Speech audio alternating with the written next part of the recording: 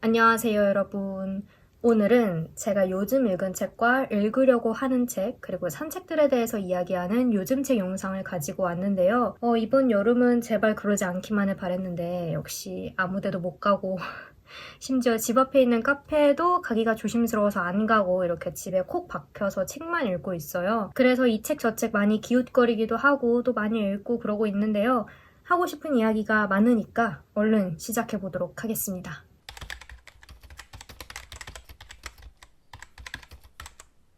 우선은 늘 그랬듯이 요즘 읽은 책들부터 소개를 할게요. 원래는 더 많은 책들을 읽었는데 시간 관계상 이 영상에서 다 소개하지는 못하고 오늘은 우선 3권만 먼저 리뷰를 하려고 해요. 그리고 나머지 책들은 나중에 다른 영상에서 또 소개하는 시간을 가질 거고, 그래서 첫 번째로 소개할 책은 바로 이 책입니다. 김초엽, 배명훈, 편혜영, 장강명, 김금희, 박상영, 김중혁 작가의 작품이 실린 놀이터는 24시라는 책이고요. 출판사는 자이언트 북스입니다. 이 책은 출판사에서 저번에 선물로 보내주셨던 책인데 광고 아니고요. 어차피 선물을 보내주시지 않았더라도 제가 샀을 책이에요, 이 책은. 왜냐하면 저자 라인업이 너무나 화려하기 때문에 이 책은 안 읽고서는 참을 수 없었다, 견딜 수 없었다. 이 책은 NC소프트라는 게임 회사와 함께 기획한 책이라고 하는데요. 즐거움이라는 키워드를 가지고 이제 각 작가님들이 쓰신 단편을 모은 엔솔로지입니다. 사실 이런 책 소개를 읽으면서 제가 깨달았던 것은 즐거움이라는 요소에 주목한 소설을 제가 그간 많이 안 읽어봤다라는 거였어요. 그러니까 이야기의 중간중간에서 혹은 결말에서 즐거운 감정이 드는 작품들은 많았지만 소설의 그 시작점이 즐거움인 작품은 예상외로 많이 안 읽었던 것 같아요. 즐거움이라는 감정이 우리의 삶에서 차지하는 비중과 중요도를 생각해보면 좀 놀랍기도 하고 의외이기도 하고, 이 책에는 되게 다양한 이야기가 담겨 있어요. 글로벌이라는 가상의 여행지를 배경으로 게임이나 놀이 공간을 설계하는 그런 이야기도 있고, 전적으로 소비를 위해 만들어진 로봇과 수요 곡선이라는 거를 연관해서 이제 만든 이야기도 있고, 예능국에서 벌어지는 이야기, 경계를 넘는 난민을 감시하는 어느 대원의 이야기 등등 놀이나 놀이공원에 관한 이야기도 있고, 혹은 전혀 다른 배경에서 펼쳐지는 이야기도 있고, 즐거움의 여러 가지 측면, 도피적인 쾌락이나 혹은 순수한 유의, 희망으로서의 즐거움, 혹은 즐거움이 야기하는 고민 등등 다양한 이야기를 하고 있는 거죠. 저에게는 이 책이 제목이 또 놀이터는 24시이니까 놀이공원에 가서 자유이용권을 끊어놓고 여러 놀이기구를 한꺼번에 이렇게 타고 나온 그런 느낌이었어요. 인스타그램에서도 이런 비유를 썼었는데, 어떤 작품은 구슬픈 눈을 한 그 말 위에 올라타는 회전목마 같고, 어떤 작품은 전망대 위에서 풍경을 감상하듯이 작품을 좀 관조하게, 그 안에 상황을 관조하게 만들고, 또 어떤 작품은 미로 안에서 막 길을 열심히 찾고 고민하는 것처럼 좀 헤매게 만들기도 하고 생각을 많이 하게 하기도 한다. 즐거움이라는 어떻게 보면 이야기의 시작점이 되는 그 공통된 뿌리에서 이렇게 다채로운 이야기가 갈라져 나온다는 게, 제가 이미 작가님들의 작품을 적어도 한 번씩은 다 읽어본 편이기 때문에 개성이랄까 혹은 특유의 분위기랄까 이런 게 좀 더 잘 느껴졌던 것 같아요. 다양한 작가님들의 작품이 실린 엔솔로지를 읽는 재미가 또 그거잖아요. 근데 이 작품집을 읽으면서 몰라, 제가 좋아하는 작가님들의 작품이 많이 담겨서 그런 걸 수도 있는데, 소설 쓰기가 이렇게 다양하게 펼쳐질 수 있는 일이구나, 그리고 이야기의 가능성은 진짜 무궁무진하구나라는 생각을 이상하게 이 책에서 좀 많이 했던 것 같고, 제가 최근에 읽은 엔솔로지 중에 가장 다채롭고 또 가장 큰 만족감을 주었던 책이 아닌가 싶고, 아마 작가 라인업을 보면 이미 다들 장바구니에 넣을 그럴 생각을 하고 계시지 않을까 싶은데, 이렇게 영상에서 드디어 소개를 할 수 있게 되어서 아주 기쁩니다. 그 다음으로 읽은 책은 바로 이 책입니다. 김기창 작가의 기후변화 시대의 사랑이라는 책이고요. 출판사는 민음사입니다. 이 책은 이전에 리딩 모먼트 영상에서 한번 언급한 적이 있었던 책인데, 제목 그대로 기후변화 시대의 사랑, 우리의 삶에 대해 그린 그런 소설집입니다. 처음 새 작품은 돔시티라는 근미래의 가상의 도시를 배경으로 하고 있는데요. 체감 기온이 70도를 육박하는 세계에서 이 살인적인 더위와 또 미세먼지를 막기 위해서 돔시티라는 게 세워져요. 이 돔 안의 도시는 뭐 공기청정기나 에어컨이나 이런 여러 가지 첨단 기술을 가동을 해서 그나마 좀 살만한 쾌적한 지역으로 유지를 하지만, 돔 밖의 세상은 그야말로 버려진 땅이 되는 거죠. 그리고 이 돔시티에서는 인구를 조절하고 도시를 유지하기 위해서 조금이라도 기준에 못 미치는 사람들은 바로 추방을 시킵니다. 처음 새 작품은 이런 디스토피아적이고 아포칼립스 같은 상황에서 살아가는 남녀의 이야기를 그리고 있고, 그 다음의 작품들은 폭염이 이어지는 상황에서 각종 민원에 시달리는 어느 신참 공무원과 또 그녀가 만난 남자에 관한 이야기, 백화현상으로 죽어가는 산호초를 본 어느 소년과 서퍼의 이야기, 혹은 자기 자식을 먹여 살려야 하는 북극곰의 이야기와 신혼여행 장소 결정을 앞두고 의견 차이를 보이는 신혼부부의 이야기 등등 기후변화 시대라는 공통적인 전제 아래에 놓인 여러 인물과 이야기가 등장합니다. 솔직히 말씀을 드리자면 저는 이 책이 SF 소설집인 줄 알았어요. 기후변화 시대라는 표현이 자연스레 그런 아포칼립스나 디스토피아, SF 이런 것들을 좀 연상을 시켰고, 그런 것들은 또 지금이 아닌 한 2070년이나 2100년 정도 되는 그런 미래를 상상하게 했으니까. 하지만 처음 새 작품을 제외하고는 바로 지금, 그러니까 우리가 사는 이 사회의 이야기를 하고 있거든요. 그 점이 제 뒤통수를 딱 때리더라고요. 전례 없는 폭염과 이상기후 현상이 이어지고, 또 빙하가 녹고 해수면이 상승하고, 이런 일들이 거의 매일 뉴스로 쏟아지고 있잖아요. 기후변화가 지금 심각하게 진행되고 있다는 거를 분명 알고는 있는데, 제 머릿속에서는 아직도 기후변화 시대라는 수식어를 지금 당장에 적용하기를 좀 유예하고 있었다고 해야 될까? 본능적으로 좀, 이런 표현이 너무 암담하니까 먼 미래를 자꾸 상상하게 하는, 사실 지금 당장의 이야기인데, 제가 한창 이 책을 읽고 있을 때 마침 열돔 현상에 관한 기사가 많이 나왔어요. 돔 형태와 같이 열기가 이 안에 갇혀서 밖으로 나가지 못하고 폭염을 일으키고, 이런 현상이 북미에서 지금 심하게 일어나고 있고 또 한반도에서도 곧 일어날지도 모른다라는 그런 기사였거든요. 공교롭게도 이 책을 읽던 시기와 그 뉴스를 본 때가 딱 겹쳐서 이것 또한 좀 의미심장하다라고 생각을 했는데, 이 책에 나오는 돔시티는 바깥의 열기로부터 사람을 가두는 거지만 진정한 탈출구가 없다는 점에서, 그리고 그 전제에는 기후변화와 지구온난화라는 것이 깔려있다는 점에서 열을 가두는 열돔과 다를 바가 없다고 생각을 했고, 이 여름에 읽기에 딱 적절한 책이구나 라는 생각을 했습니다. 흔히 여름에 읽기 좋은 책 하면은 이제 휴양지에서 읽기 좋은 책이나 뭐 스릴러, 이런 오싹한 책들, 그런 거를 떠올리기가 쉽잖아요. 그런데 요즘 여름은 지구온난화와 이 기후변화가 얼마나 심각한 수준까지 왔는지를 깨닫게 하는 시기인 것 같아요. 그런 점에서 폭염을 온몸으로 체험하고 있는 이 시기에 이 책을 읽으면 이 여름의 더위가 조금 더 다른 의미로 다가오지 않을까 싶습니다. 이 책 같이 소개를 했고요. 그 다음으로 읽은 책은 이제 기후변화와 환경 이야기가 나왔기 때문에 바로 이 책입니다. 지아통 작가의 리얼리티 버블이라는 책이고요. 출판사는 코쿤북스입니다. 이 책은 요 앞에 우리의 현실을 바꿀 보이지 않는 것들의 과학이라는 말이 쓰여 있는데요. 이 책의 저자는 우리가 현실 거품이라고 부르는 하나의 거품에 둘러싸여서 산다고 설명을 해요. 분명 존재하지만 알고 싶지 않은 사실들, 마음을 불편하게 만드는 사실들을 차단하고 지금의 이 안락한 생활을 지속하게 만드는 그런 거품, 일종의 벽인데요. 이 책은 그런 거품을 터뜨리고 그 이면에 있던 진실을 마주하게 만듭니다. 총 3부로 구성이 되어 있어요. 1부는 우리를 둘러싸고 있는 것들이라는 제목인데, 인간으로서 우리가 타고나는 맹점, 즉 우리의 육체와 인간으로서의 생물학적 한계에 갇혀서 보지 못하는 것들에 대해서 이야기를 하고 있고, 2부는 우리 삶을 떠받치는 것들, 우리의 생명과 사회 유지를 위해서 식량과 에너지를 많이 소비하고 있고 그로 인해서 쓰레기가 정말 많이 만들어지고 있는데, 이런 문제에 대해서 잘 알려지지 않은 것들, 그로써 우리가 간과하게 되는 것들에 대해서 이야기를 해요. 마지막 3부는 우리를 통제하는 것들, 즉 시간과 공간에 대한 인간의 통념과 또 관습적으로 받아들인 가치관들, 우리의 개인 데이터와 생체 정보 처리 문제, 소유의 문제, 이런 것들을 다룹니다. 그러니까 생물학적인 것에서 우리가 사는 이 사회와 환경에 관한 문제, 그리고 이 문명을 떠받치는 시스템 자체에 대한 이야기까지 후반부로 갈수록 점점 이야기하는 주제의 규모가 커지는 그런 구성인 거죠. 솔직히 말하자면 읽는데 꽤 오랜 시간이 걸렸던 책입니다. 이 책에 사례와 수치가 굉장히 많이 나오거든요. 그래서 개인적으로 페이지가 아주 빠르게 넘어가는 책은 아니었어요, 저에게는. 하지만 그럼에도 불구하고 이 책을 읽고 난 다음에 마주하는 그 진실이 너무나 견고하고 또 암담하기 때문에 꼭 읽어야 하는 책이구나라는 생각을 했습니다. 그렇잖아요. 사례와 수치, 연구 결과 이런 게 그렇게 많다는 것은 그만큼 이것이 분명 현재 진행되고 있고 또 객관적으로 증명할 수 있는 뚜렷한 변화를 일으키고 있다라는 뜻이기도 하니까 이 책을 읽는데 시간이 꽤 걸린 것은 사실이지만 그렇다고 이 책이 이해하기 어려웠다든가 혹은 어렵게 쓰였다든가 그런 거는 아니에요. 과학 분야의 책 중에서도 굉장히 이해하기 쉬운 책이라고 저는 생각을 하고 저는 이제 이 책을 지치지 않게 좀 꾸준히 읽으려고 하루에 한 챕터씩 굉장히 천천히 읽었거든요.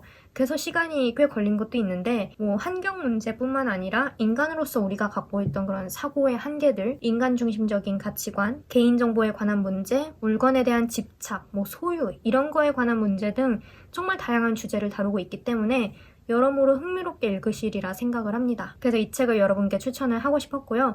개인적으로 좀 매끄러운 진행이라고 생각을 합니다. 이 기후변화에 관한 소설집과 또 과학에 관한 이 논픽션 책 좀 관련이 있잖아요. 그 다음으로는 제가 요즘 읽으려고 하는 책들을 소개를 할게요. 원래 요즘 읽고 있는 책을 이 시점에 늘 소개를 해왔었는데 제가 한창 읽고 있던 책들을 다 완독을 하고 이제 새롭게 시작할 책을 골라야 하는 시점이에요. 그래서 이렇게 타이틀을 붙인 건데 제가 최근에 여름에 어울리는 책을 추천해달라고 인스타그램에 스토리를 올렸었잖아요. 이제 보여드릴 두 권의 책들이 바로 거기서 추천을 받은 책들입니다. 한 권은 바로 이 책인데요. 토마시 예드로프스키 작가의 어둠 속에서 헤엄치기라는 책입니다. 출판사는 푸른숲이고요. 책 표지부터 벌써 막 여름 하죠. 여기 좀 반짝거리기도 하고 그런데 책 소개를 보니까 이 책은 1980년대 사회주의 체제 아래에 있던 폴란드를 배경으로 한 퀴어 로맨스 소설이라고 합니다. 책 소개에 주로 등장했던 이미지 제가 좀 기억에 남는 게 아름다운 자연에서의 행복했던 시간과 또 다시 돌아온 일상에서의 어떤 그 억압적인 분위기, 사회 체제상 그 두 가지의 대비가 책 소개에서 좀 두드러지게 나타났던 것 같아요. 저는 지금 이 책을 딱 2장짜리 프롤로그만 읽은 상태예요. 그래서 거의 안 읽은 거나 마찬가지이기는 합니다만 그래도 지금 파악한 거로는 화자는 현재 미국 뉴욕에 있고 상대와 떨어져 있는 상황이에요. 회한과 슬픔의 감정이 좀 느껴지는 것 같고 그리고 상대에게 말을 거는 듯이 서술이 되어 있는데 프롤로그에서 느껴지는 전체적인 분위기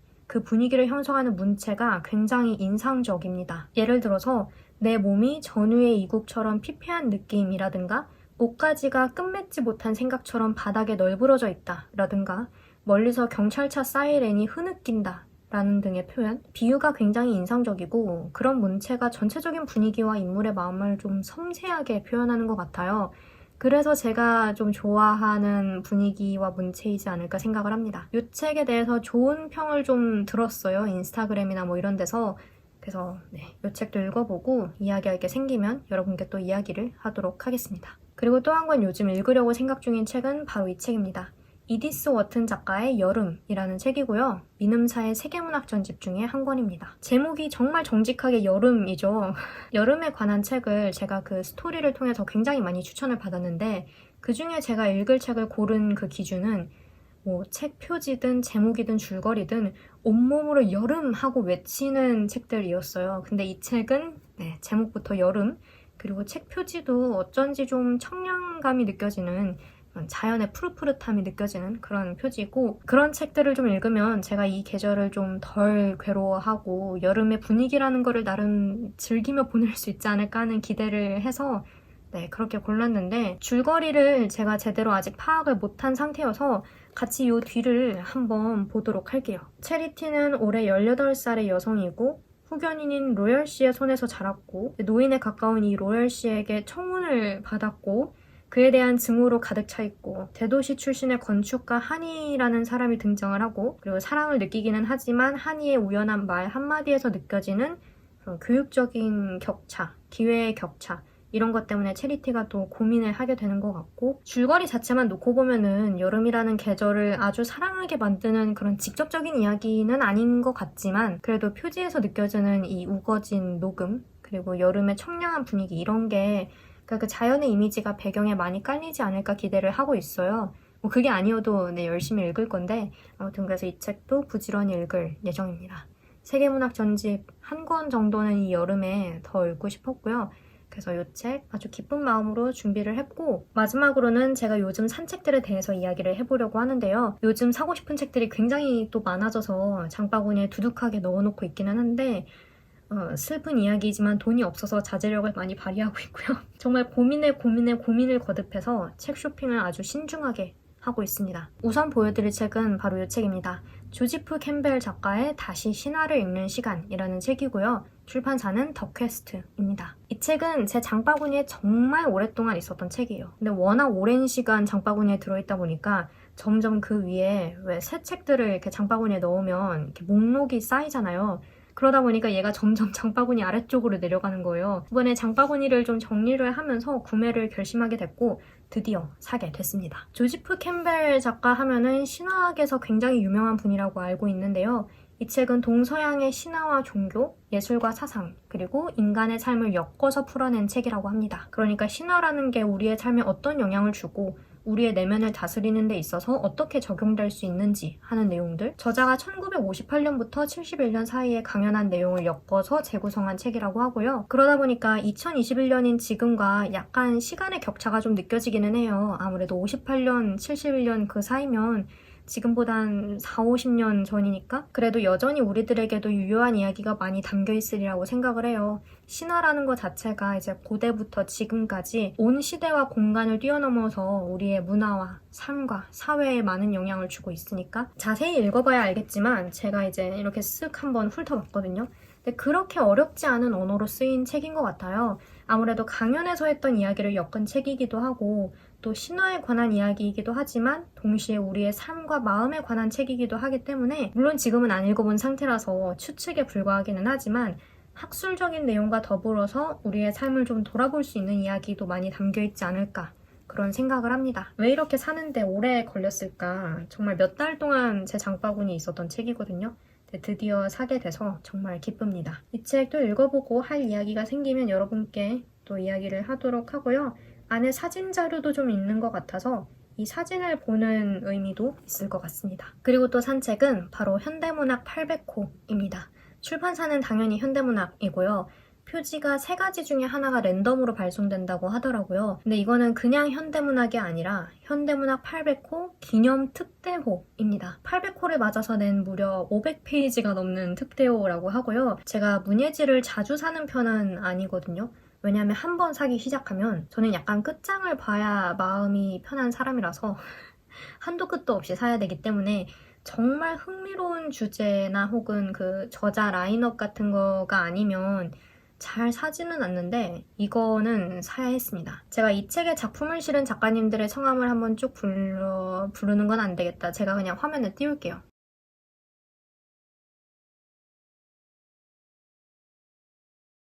네. 그래서 샀습니다. 제가 지금 실물책이 없잖아요. 제가 이 책이 출간 소식이 뜨자마자 구매를 눌렀는데 저와 같이 열광한 독자가 정말 많았는지 예약 판매 시작한 지 얼마 되지도 않아서 1쇄가 전량 소진됐고 중쇄를 찍고 있다고는 하는데 배송이 좀 늦어진다고 하더라고요. 그래서 아직 실물책을 못 받았습니다. 이 800호의 작품을 실으신 작가님들의 그 성함을 제가 쭉 읽어봤을 거 아니에요. 처음에는 구병모 작가님의 성함이 제일 먼저 눈에 들어왔어요. 뭐 맨 앞에 계시기도 했고 그리고 제 레이더망에 딱 포착이 되는 그런 성함이어서 근데 점점 이렇게 읽어가면서 뭐지? 이 작가님들의 작품이 정말 이 한 권에 실려 있다는 건가? 800호의 라인업이 이렇다면 1000호의 라인업은 도대체 얼른 왔으면 좋겠습니다. 정말 기대가 되고 한 작품 한 작품 정말 야금야금 알차게 읽어볼 생각입니다. 드디어 마지막 책입니다. 제가 최근에 산 책이자 이 영상에서 소개할 마지막 책. 그 책은 바로 강하길 작가의 대불 호텔의 유령이라는 책입니다. 출판사는 문학동네이고요. 제가 작년 여름인가 강하길 작가님의 화이트호스를 읽고 정말 숨막히는 경험을 했던 기억이 있어요. 그 영상도 만들었는데 그 책은 이제 단편소설을 모은 소설집이었는데 이번에는 장편소설입니다. 그것도 한국 사회의 밑바닥에 깔린 원한이라는 정서를 다룬 장편소설. 책 소개를 보니까 1950년대 귀신 들린 데블 호텔에 모인 사람들이 겪는 여러 가지 공포스러운 일들, 그런 심령 현상, 그런 거에 관한 책이라고 하더라고요. 그 이상은 그리고 읽지 않았습니다. 정말 더 이상은 알고 싶지 않아요. 자세한 이야기는 제가 책을 읽으면서 직접 그 순간에 파헤치고 싶고요. 일단은 지금 귀신 들린 호텔이 배경인 고딕 호러 소설이라는 설정에 좀 취하고 싶습니다. 사실 저는 공포영화나 공포소설을 안 좋아하는 편이거든요. 근데 이상하게 고딕 소설은 물론 여러 가지 다른 측면들이 있기는 합니다만 이렇게 늘 열광하게 되네요. 귀신 들린 호텔이라는 표현을 봐도 전혀 거부감이 느껴지지 않고 오히려 빨리 책을 주세요. 막 이런 느낌. 정말 너무너무 읽고 싶어요. 아무튼 저는 이 책의 표지를 보자마자 문학동네에서 이 책을 작정하고 만들었구나 라는 걸 알 수 있었는데 작년에 읽은 그 화이트호스 표지와 비슷한 듯 하면서 다른 듯 하면서 뭔가 연관되는 게 있는 것 같은 그런 표지예요. 약간 흑과 백 컨셉처럼 이어지기도 하고 화이트호스가 서양의 디자인 패턴을 연상시킨다면 이 데블 호텔의 유령은 그 동양의 창살무늬 같은 디자인 패턴을 사용하고 있어요. 제가 이 책을 일단은 예약 구매를 해놓은 상황이라서 아직 실물책이 없기는 한데 빨리 받고 싶습니다. 제가 실물책이 없기 때문에 이 산책들 카테고리에 넣은 거지 만약에 제가 이미 책을 받은 상태였다면 벌써 읽고 있는 책 카테고리에 들어갔을 거예요. 이렇게 가슴 설레는 출간 소식은 진짜 너무 빨리 읽고 싶고 아마 저처럼 기쁜 마음으로 예약 구매를 하신 분들이 많으실 것 같은데 우리 모두 즐거운 마음으로 기다려보도록 하죠. 진짜 너무 설렙니다. 이 영상에 그 설렘이 잘 담겼으면 좋겠어요.